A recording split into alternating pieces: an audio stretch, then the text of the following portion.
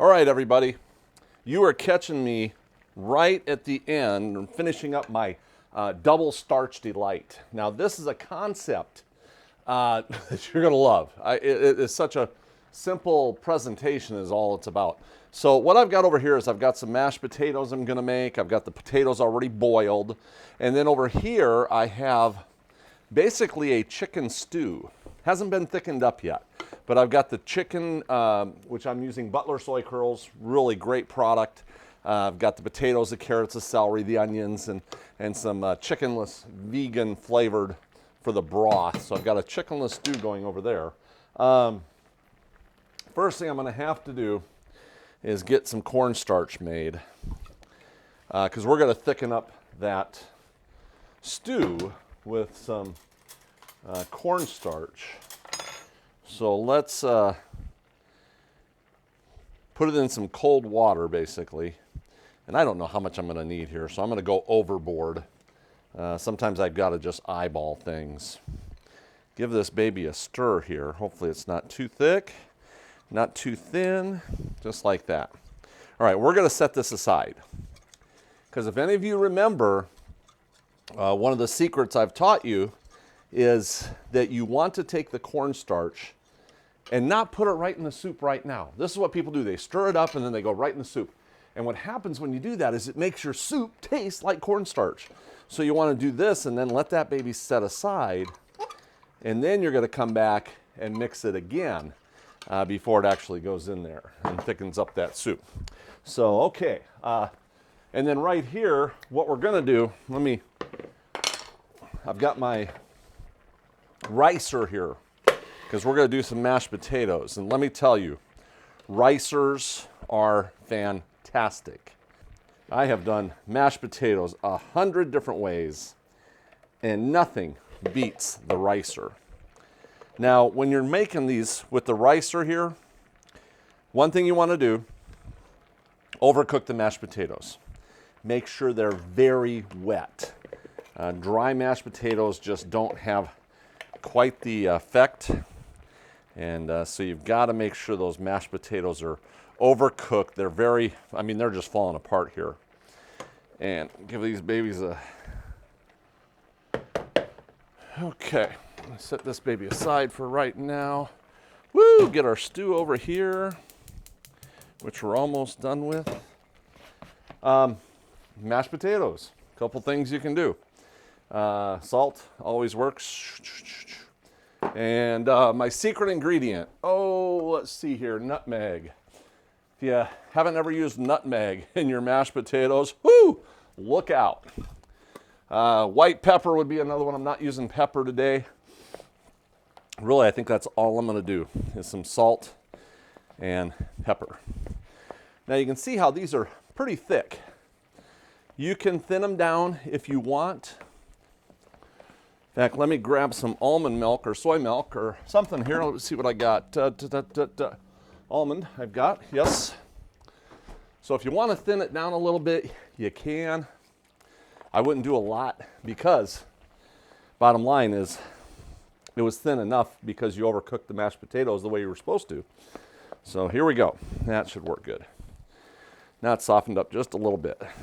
Let's taste panel, make sure it has enough salt in it. And I'm going to do one more pinch. Look at this. No butter, no fat, and it still tastes great. That nutmeg really makes a difference. All right, let me get this taken care of here. We're going to thicken up our, we're turning soup into stew is what we're doing right here. Well, let's get this baby thickened up here.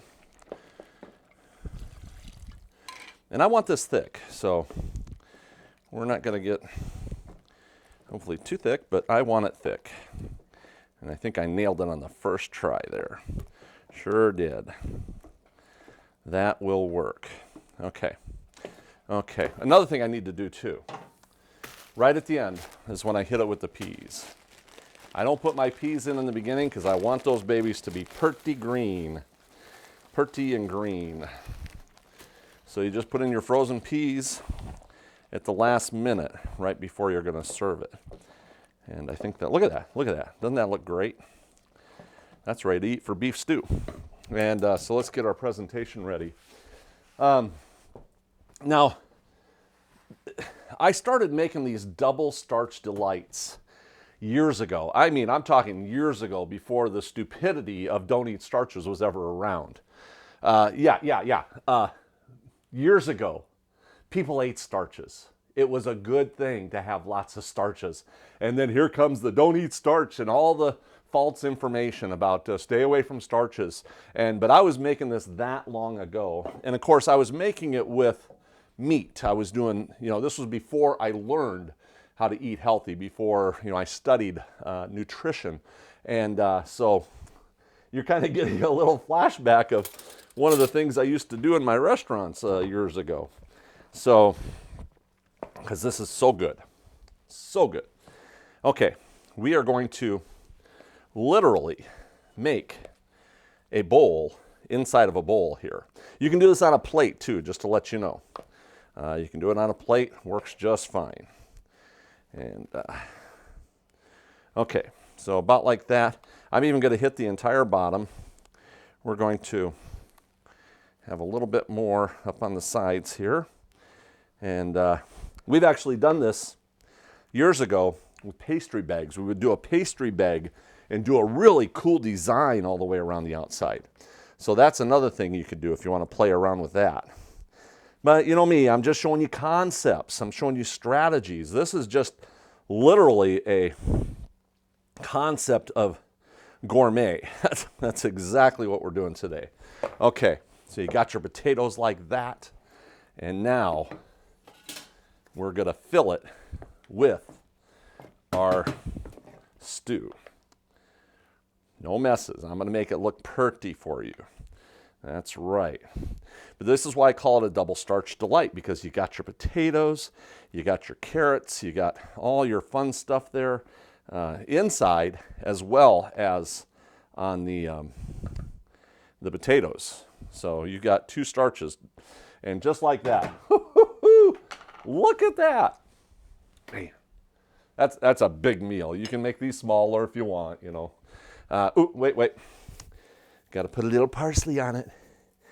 There we go. Now it's gourmet. Just like that. Double starch delight. Your family's going to love it. And it's got the healthy carbs, the healthy starches that you're supposed to eat.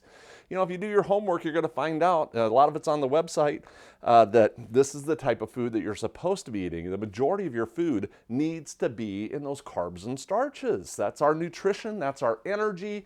Plus, it has the smallest calorie density, so you get more volume, you filled up more without all the calories. So there you go, double starch delight. Hey, you know what I'm doing? I'm helping you get healthy one bite at a time. We'll see you next time.